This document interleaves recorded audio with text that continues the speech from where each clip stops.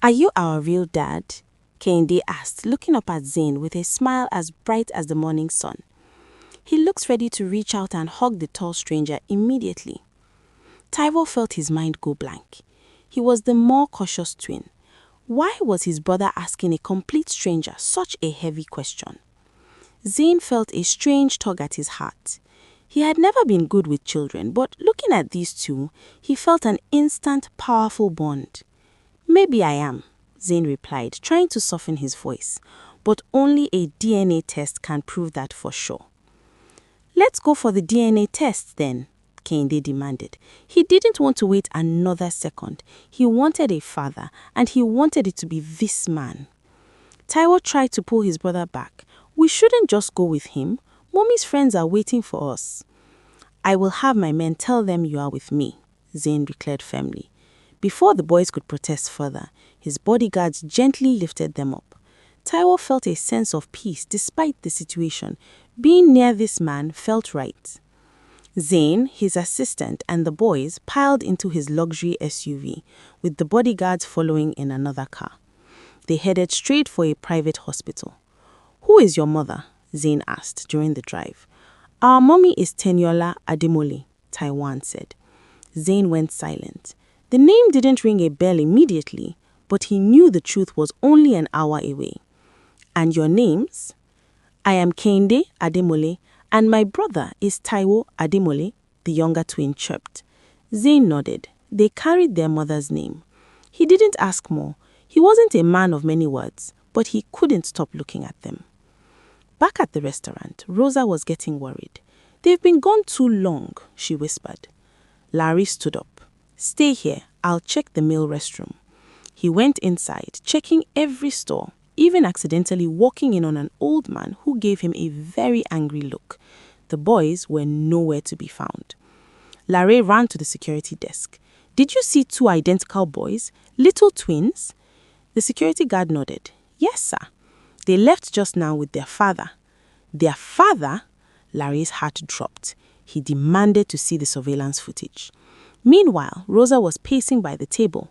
When she saw Larry walking back, his face was pale and his eyes were full of dread. Larry, where are the boys? She cried out. Larry sat down heavily, his fingers tapping nervously on the table. Someone took them, Rosa. I saw the footage. They went with a man who looks exactly like them. The resemblance it's undeniable. What are we going to tell Tinny? Rosa gasped, her voice trembling. She will die if anything happens to those boys. Who took them? We have to call the police. It's not that simple, Larry said, looking at her with fear. I recognize the man on the camera. He isn't someone you can just report to the police and expect a quick result. Who is he, Larry? Tell me. It's Zayn Dantata, the CEO of the Dantata Group, Tenny's new boss. Rosa gripped his hand so hard her knuckles turned white. The president, you mean the most powerful man in this city, took our kids? Rosa was panicking, her mind racing. Larry, how will we get them back?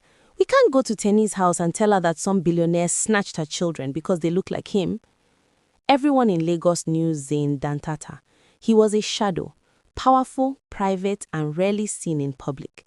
How he had stumbled upon the boys in a restaurant was a mystery. Larry checked his watch and quickly dialed a number. A few months ago, he had treated Zubi, Zayn's younger brother. They had stayed in touch, though they didn't speak often. Hello, Doc. You finally remembered me today? Zubi's voice boomed over the phone. The background was loud with music and laughter. Larry knew Zubi loved the Lagos nightlife, clubs, parties, and beautiful women.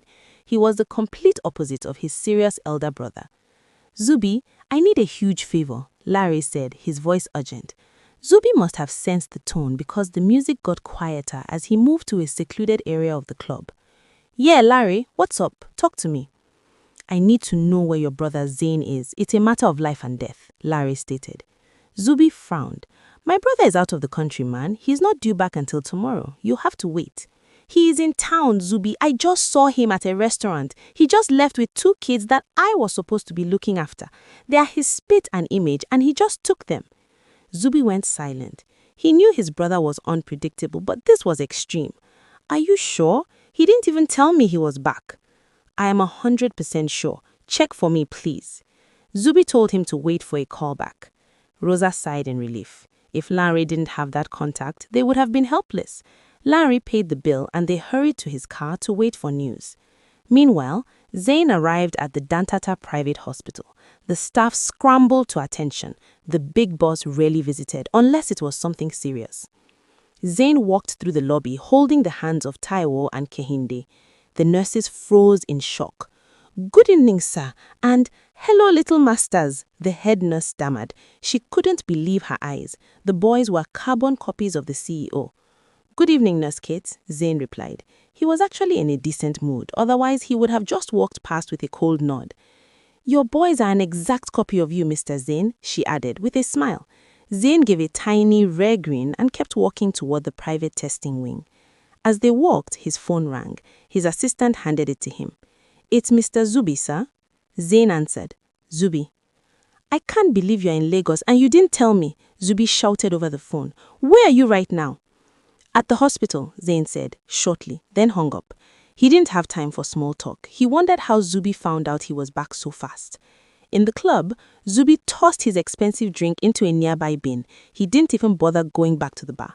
He turned and marched toward the parking lot, his long strides making him hard to keep up with.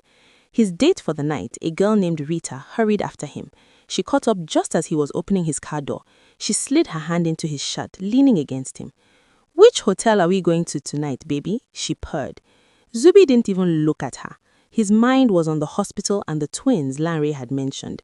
If his brother had secret kids, the whole of Lagos was about to be turned upside down.